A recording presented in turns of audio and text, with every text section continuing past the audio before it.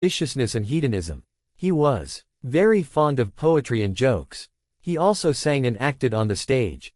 In 64 AD he subjected Rome to arson and blamed the Christians for it. He either burned those Christians to death or threw them into lion cages as a public sport. It is said that, when Rome was burning, he was playing the lute.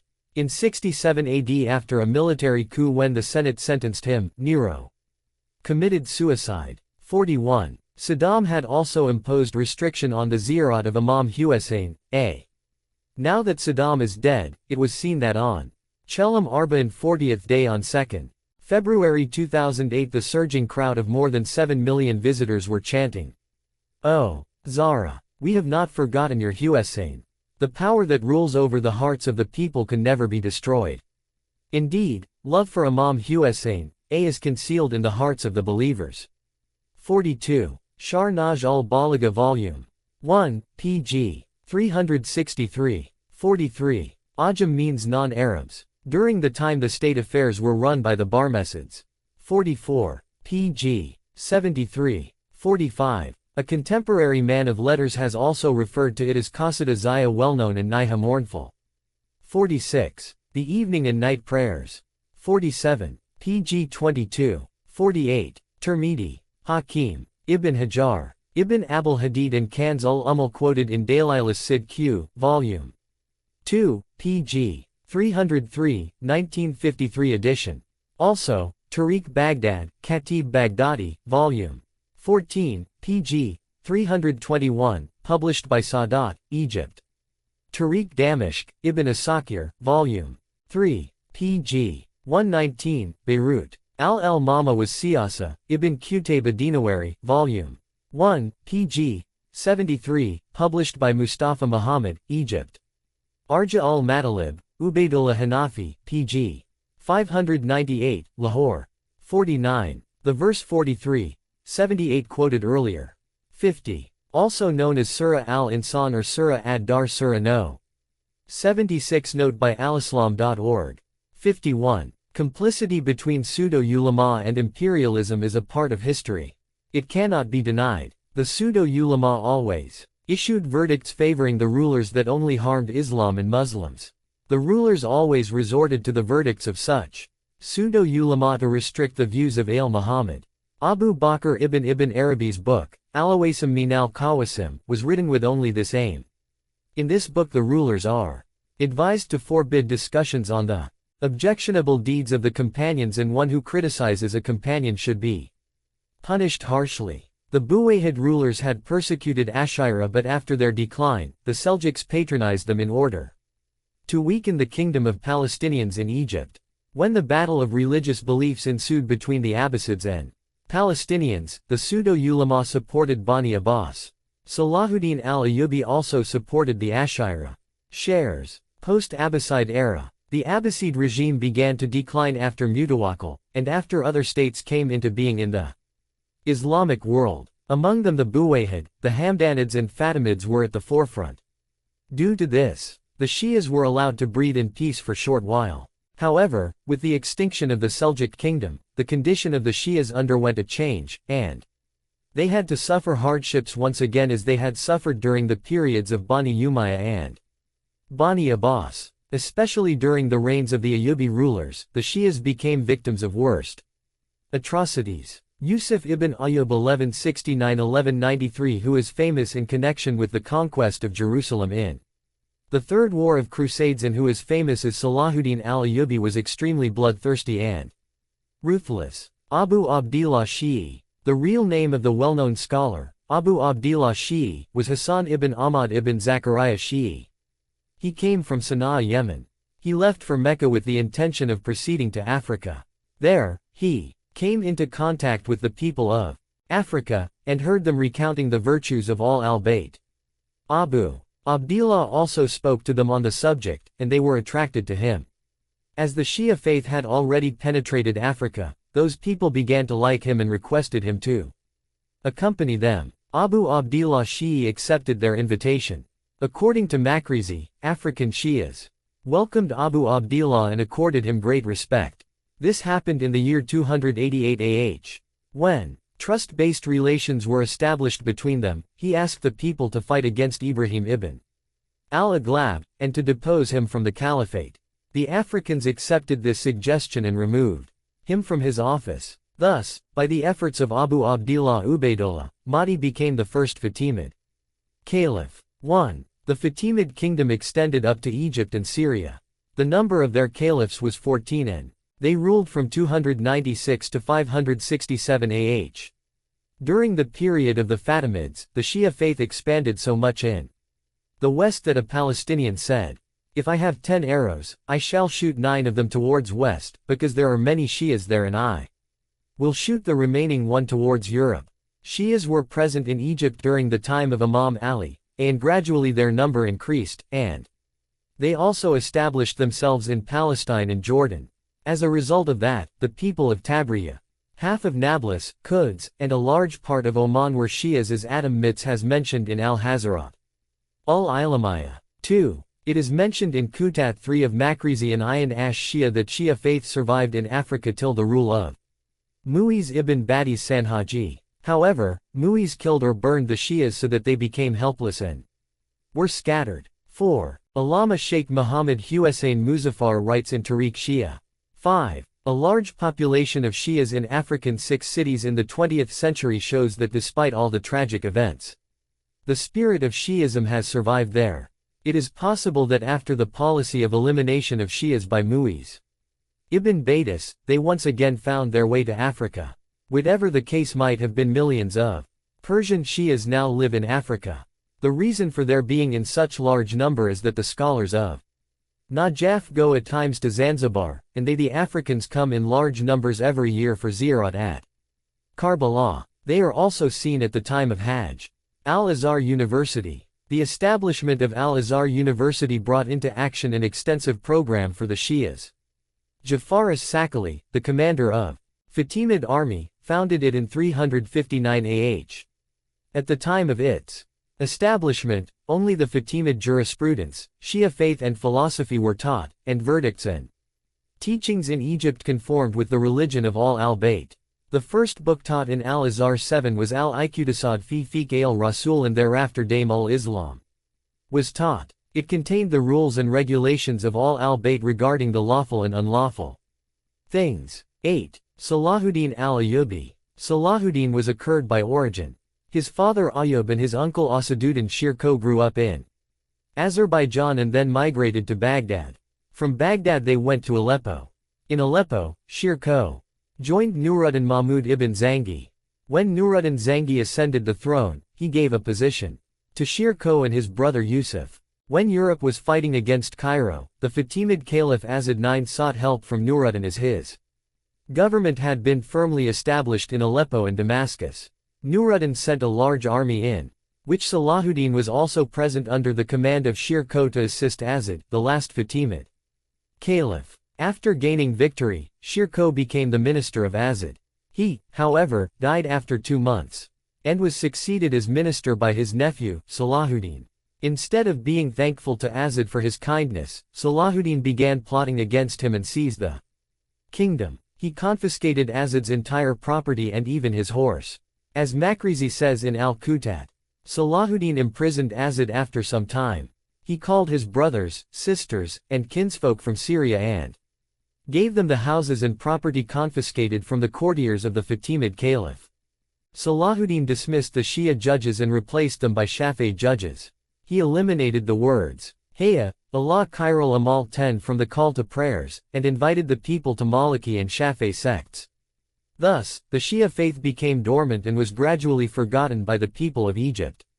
Salahuddin forced the people to adopt the Sunni and Ash'ari faith and killed those who refused to do so. His order was, the evidence of only that person, who believes in the 4 sects will be accepted, and a person is not entitled to deliver a speech or to teach unless he follows one of the 4 sects. Kafaji writes in his book, Al-Azhar fi al-Fam. The Ayyubids completely destroyed Shia writings. The Ayyubids uprooted the family of Fatimid rulers and destroyed them in the worst possible manner. They put the latter to great miseries and afflictions. He dismissed the Fatimid government officers and governors and replaced them overnight with his own kins. This resulted in heartrending cries in every house. Salahuddin imprisoned the remaining descendants of Imam Ali in Egypt and separated the men from the women so that the progeny of Ali might become extinct. Bani Umayyah and Hajj used to celebrate the Ashura Day 11 as Eid festival day, but later this practice was discontinued. Salahuddin again declared it to be an Eid. The mischief by Salahuddin was not limited to killing, plundering, and exiling women and children. He went a step further and opposed knowledge and wisdom, and the traces and objects of glory of Islam. The Fatimid caliphs had paid special attention to the setting up of big libraries. In a Fatimid palace there was a comprehensive library. The historians have written a good deal about the grandeur of this library and the valuable books that it housed. There were about 200,000 books in it on various subjects like jurisprudence, hadith tradition, lexicography, history, literature, medicine, chemistry, astronomy, etc. It is said that no other library was as big as this in all the Islamic territories. In Dar al-Hikmah there was another library which had replaced the famous Library of Alexandria. And in the Al-Azhar University there was a special library allocated to the university. Salahuddin al-Ayyubi destroyed all these libraries. 12. Salahuddin al-Ayyubi in the view of Shias. We do not deny the fight put up by Salahuddin in the Crusades and do not want to ignore the courage and bravery displayed by him while confronting colonialists. Those who criticized him say, Salahuddin had concluded a pact with Europe that they would not attack each other for 3.5 years and that the Christians would continue to occupy part of Palestine consisting of Jaffa, Akka, Sur, Tripoli and Antioch 13, but, despite this pact, he fought against them. We, however, object to the crimes committed by him against children and women. When we discuss his crimes and cruelty against the Fatimids, who were his benefactors, it is possible that we may see some reasons for that. But how can we explain his crimes in relation to the libraries and the scientific and technical monuments, which are so important from the political and social points of view? Salahuddin's treatment of Shias was not based on anything except pure fanaticism, for there is no difference between the Shafis, Malikis, Hanafis, Hanbalis and Shias, as all of them believe in Quran and Sunnah. Sunni scholars also have this view, and those like Sheikh Abu Zahra, Sheikh Mahmud Shaltat, 14 Sheikh Madani and Sheikh Bakari have also confirmed this reality. Indeed, if Salahuddin was really a follower of Shafi'i sect, then we ask is this: has Shafi'i considered the people of Qibla to be non-believers, and has he declared shedding their blood permissible? Salahuddin was indeed brave and a heroic person, nevertheless he was a fanatical bigot. This proves that it is not necessary that a person who fights does so only against falsehood and evils. It cannot be said that if a person fights the enemy, his other actions should not be objected to, or that his family and educational background should not be criticized. During the age of ignorance, did not brave people like Antara 15 defend their honor and property? They also fought to defend their people against the enemy. But at the same time they bore grudge against truth.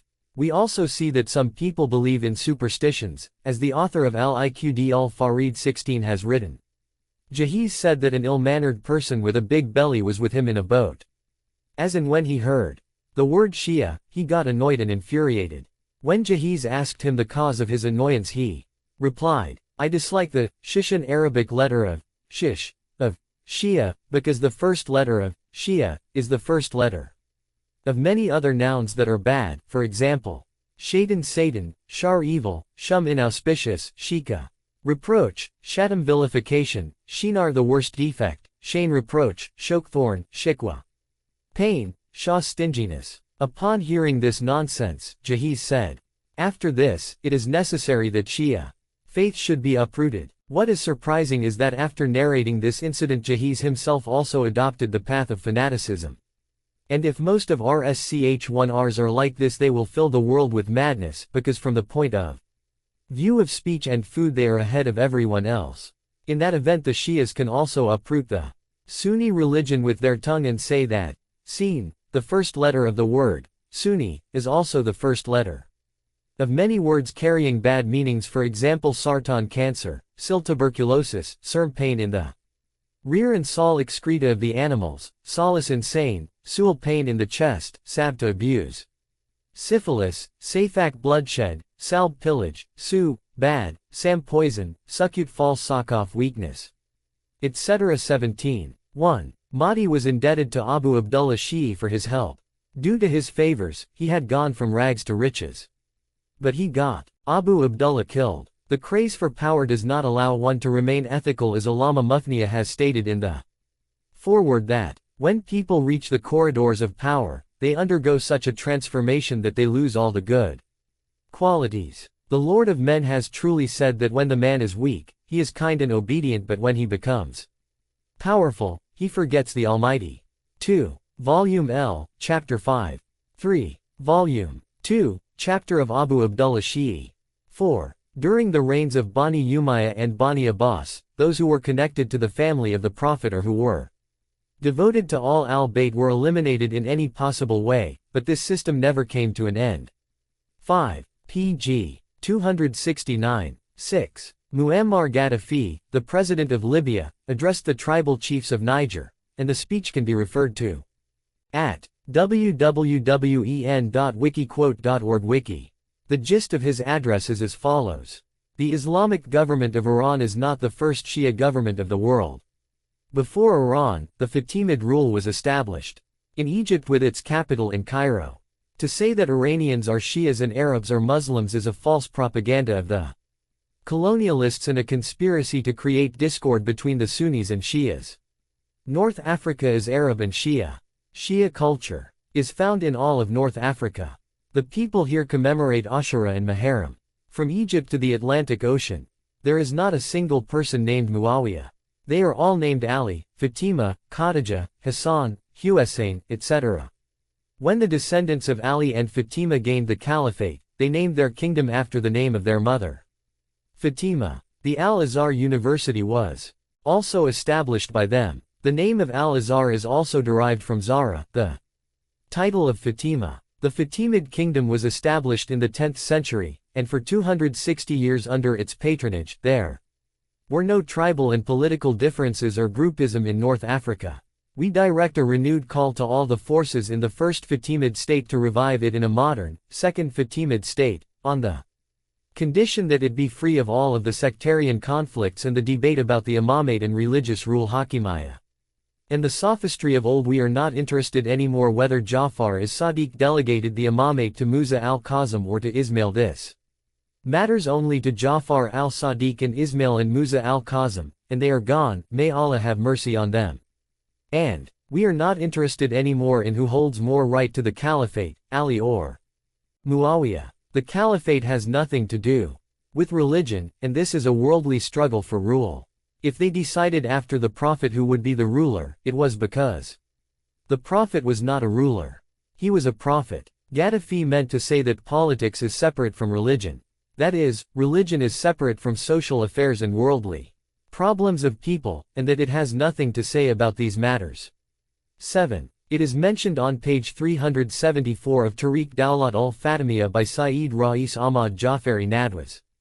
Imam Uzair designated this mosque as Masjid Jaim and constructed Dar ul-Jamaat adjacent to it for the religious jurisprudence, in which they used to congregate after the noon prayers and held intellectual discussions till the Asr prayer. By the order of Imam Uzair, the vizier, Sayyidina Yaqub ibn Khalis fixed stipends, and founded trusts for the scholars, and good salaries were fixed for them. Assemblies were held on jurisprudence, ethics and morality, which were attended by a large number of students from distant places. Students gathered around the scholars to learn various sciences. The missionaries also taught women separately the interpretation of religion. Lane this masjid, Qadi Abd al-Aziz ibn Muhammad Ibn Noman taught his grandfather, Sayyidina Qadi Noman's book, Liqtalaf Usul al-Madahib. 8. Al-Azhar fi al-Fa'am by Muhammad Abd al-Munam Kafaji.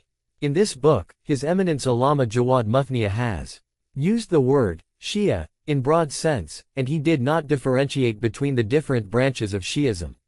We present below some extracts from the Book of Shia in Islam, by Allama Saeed Muhammad Hussein Tabatabai, so that there is no misunderstanding in this regard. There is a great difference between the Different branches of Shi'ism, like Ithna Ashariya, Ismaili, and Zaydiya. The Ithna Ashariya constitutes the majority of the Shi'as, and all the sub-sects are derived from this main sect. According to Shi'as, the Islamic Caliphate, of which spiritual leadership is a part, is the right of the purified imams from the descendants of Imam Ali. According to their beliefs, the Holy Prophet had clearly declared that the imams shall be 12. The Ithna Asharis also believe that with regard to Islamic law, the apparent meanings of the Holy Quran, which encompasses the whole spiritual life of man, are worth acting upon in every age and cannot be changed till Judgment Day. Also, it is necessary to learn about the Islamic law from the holy imams of all al-Bayt. However, the Zaydiya do not agree that imamate is the restricted only to all al-Bayt. They also do not limit the number of imams to 12, and do not act on the jurisprudence of all al-Bayt. The Ismaili Shias also do not believe the number of imams to be 12. In the al-Ismaili sub-sect, the imamate circles the mystic figure of 7. Also, the Batini al-Ismailis believe in the hidden interpretation of the Quran and they allow changes to the Islamic law. Urdu translation, Pasdaran-e-Islam, Matbua Jaim Talamat Islami. Dr. Farhad Daftari writes in the Ismailis. Till the recent age, the general non-Ismaili circles did not know that Ismailis also have had an independent school of Islamic law. The al-Ismaili jurisprudence is based on Qadi Noman's Daim ul-Islam. The first volume of Daim ul-Islam deals with the acts of worship, like faith and religious duties, which according to the Ismaili view is based on 7 Islamic pillars. Like wilayat, purity, salat, zakat, fasting, hajj and jihad. The second volume deals with laws regarding non-worship. Practical laws, like those of eating, drinking, dressing, wills, inheritance, marriage, and divorce etc. 9. After the Fatimid Caliph, Mustansir, there was a fight regarding imamate between his 2 sons, Mustali and Nizar. Mustali came out victorious and Nizar, after his defeat, was taken captive and lodged in a prison where he eventually died. In short, the Ismaili Shias became divided into Mustali and Nizari sects. Today they are more famous as the Bora and Agakanis, respectively. 10. Meaning, come to the good act. 11. 10th of Muharram. 12. Details about Salahuddin are based on Kutat Makrizi. Volume 2 and 3. Al-Azhar Fi Alf-Am, Part 1. Tariq Kamil, Volume 9. Ayan Ash-Shia Volume 1, and Tarakush Shia. The authors of Ayan Ash-Shia have relied on Sunni authors. 13. Makrizi, Al-Kutat, Volume 3, pg. 170. 14. He, in the capacity of the rector of Al-Azhar, issued a fatwa that like the 4 Sunni schools, the Jafari school is also an Islamic school of thought, and it is correct to follow it. 15. The author most probably was referring to Antara ibn Shaddad 525–608 AD, a pre-Islamic warrior and poet. Note of al-islam.org. 16. Volume 2, pg. 224. 17. Please see the following extract from the article by Dr. Amir Liaquat Hussain, which was published in the 21st of March 2008. Issue of the newspaper, Yun Karachi. O the meme, Arabic letter M of Muhammad, you are present in Mu'min, also and in Muslim, too. You are found in Iman, faith, and also in Islam. You are seen in Masjid, in Minar, as well as in Mimbar, pulpit, in Mihrab, prayer niche in a mosque. It can be seen in Mashriq and Maghrib, east and west, and is also there in namaz, prayer. From the Mafil, celebration of Milad, birth to Salam, peace. Meme, is there in Kalim, one who is spoken to, and also in Kalam, discourse. It is found from the beginning of Prophet Adam into the Khatam, the last prophet. This meme has given us Kismet, destiny, Hikmat, wisdom, and the Amanat, trust of the Gulami, slavery of the government. This meme has increased the status of Maraj, ascension, and showed my master, Muhammad the Arshi Mola, the high heavens. And this same meme joined the inheritors with Mal, wealth. This meme has explained the meaning of mamta, motherly feelings. We searched for it in the world and found it in the mohit surroundings. It is sad, with ma'asumiyat, infallibility. It is imbued and very less in ma'asiyat, disobedience. The meme of Malik, God King, makes makhluk, creatures from midi, clay dust, and if it goes into mat, death, it carries out the ma'it, corpse. If the meme of aman, peace, is found in muskan, smile, the meme of making, resident, is found but magar, in makan, house. It came out from the tongue of the muezzin and is found in ikamat. The meme came out of salamat, safe, and was found in kiamat.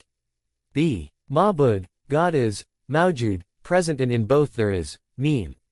It rotates around the shams, sun, and the kamar, moon. The meme of hamayat, support, made many hamis, supporters, and it went into nam, name, and earned fame.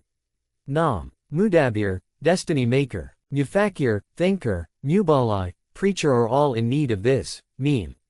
In the mahal, palace, the hakim, rulers rule with this meme. But it is a pity that all those who benefit from the meme of Muhammad are not having anything to do with him. We say with all respect to the doctor that in religious matters nothing is proved by the presence of any alphabet. One can claim that if meme is present in Muslim, it is there in mujrim, criminal. It is also there in words like mauhad, guilty, mulhad, apostate, mushrik, polytheist, etc. If it is present in masjid, it is also there in mandir, temple. If it is there in mubarak, blessed, and masud, successful, it is also present in malun, cursed, and manahus, unfortunate. Meme is found in zalim, oppressor, as well as in mazlum, victim. It is there in both mu'min, believer, and munafiq, hypocrite.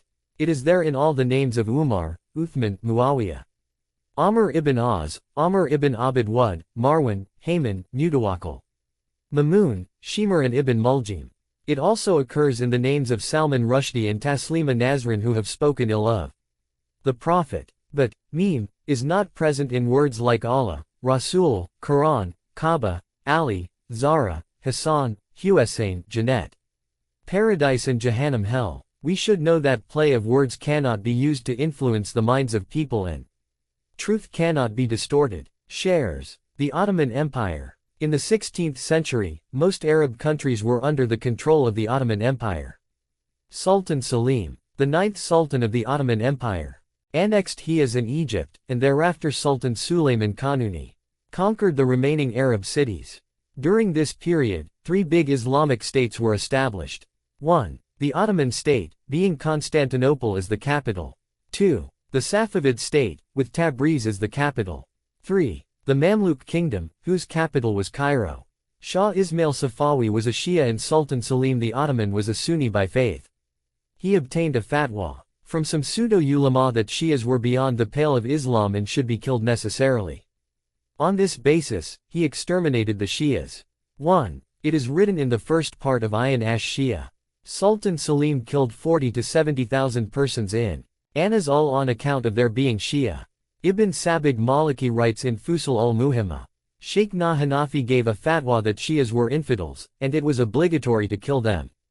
In pursuance of this fatwa, thousands of Shias were killed in Aleppo and those who survived, fled. Consequently, not even a single Shia person was left in Aleppo, although since the commencement of Hamadani rule the Shia faith had been firmly rooted in Aleppo. Aleppo was at that time the seat of great scholars of jurisprudence like Abu Zara, Al-Abi Jarada, and others whose names are recorded in the book entitled Amal ul-Amal. During the Ottoman period, the great Shia scholar, Muhammad ibn Maki, was martyred. He is more famous as the second martyr. His books are still taught in the religious universities of Najaf and Qom. 2. Jazar, the governor of Akka near Jebel Emil, repeated the evils of Hajj. After killing Sheikh Nasser, the chief of the cities of Emil, he also arrested and put to death a number of ulama and chiefs, including the great scholar Sayyid Haibatut and Musa, Sayyid Muhammad al-Shukr, Sheikh Muhammad Usali, Sheikh al-Qatan and other jurists and doctors. It is mentioned in Ayan Shia 3 that Sheikh Qatan was a great scholar and was well versed in the science of ancient medicine. Sheikh Qatan was a contemporary of Sheikh Nasif Nasser Wali, the head of the ulama of Jebel Amil. Ahmad Pasha arrested Sheikh Qatan along with the ulama and notables of Jebel Amil, imprisoned them in Akka, subjected him to severe torture, and killed him by pouring molten iron on his head. Jazar ransacked the libraries of Jebel Amil. There were 5,000 books in the library of Qatan, and for a whole week the public baths of Akka were heated by burning these books. Only those who fled could escape the tyranny of Jazar. During Jazar's time, many scholars of Jebel Amil fled away. One of them was a poet named Sheikh Ibrahim Yahya who took refuge in Damascus. He was always distressed on this account and narrated the atrocities of Jazar. Since he had been an eyewitness